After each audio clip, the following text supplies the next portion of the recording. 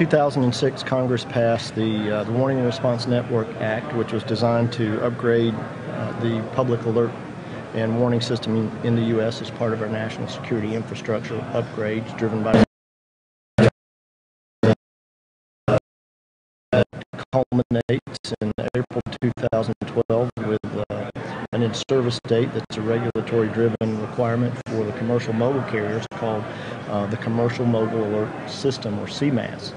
And so a lot of work to get done. It's been a while coming, and a lot of development done by the Department of Homeland Security, FEMA, the FCC in conjunction with the industry, ATIS and TIA, and industry's pulled together in order to make this happen as part of the national security infrastructure. So very important legislation and undertaking on behalf of the industry and the government in the U.S.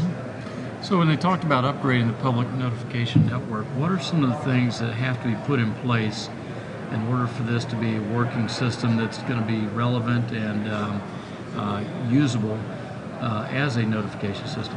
Well, first of all, there's a part of the system that essentially gathers alerts and warnings from emergency management agencies, local, state level, and aggregates those along with other such sources of public alert and warning.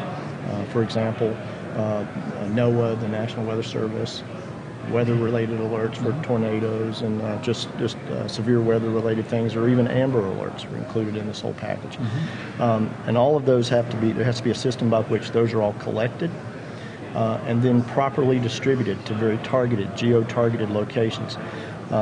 The first part of that is an interface with local and state government. That system's being built and put into place. And then from there, FEMA becomes the manager of that information and has to distribute that information to the targeted regions and specific subscribers in the commercial mobile networks, and does so through an interface with each carrier. And each carrier has to be able to receive that information and then properly process it and distribute it and deliver it accurately to the affected regions or the affected subscribers in their region. Every single carrier is asked to build this into their network, and the FCC and its 3 orders has put into place what's referred to as a soft mandate that essentially relies on some competitive dynamics in that alerts and warnings, for the most part, are local in their nature. Typically, they are severe weather-related or other information that's very, very local in its community of interest.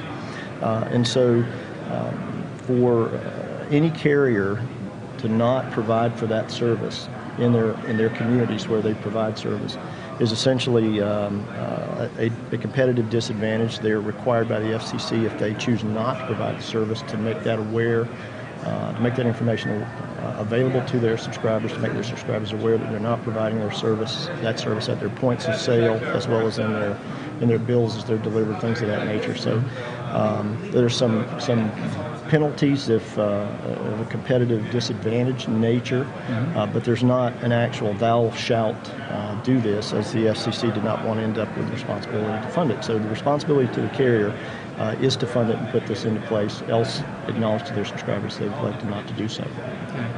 And my understanding is there's 3 levels of warnings. Can you walk us through those 3 levels and what they mean? Yes, there's the first level is the presidential level warning, which is traditionally thought to be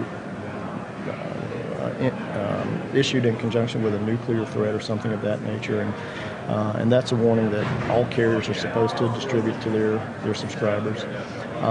Then there's an intermediate level, which is severe weather, threats of that nature, or chemical spills, other such hazards to public safety.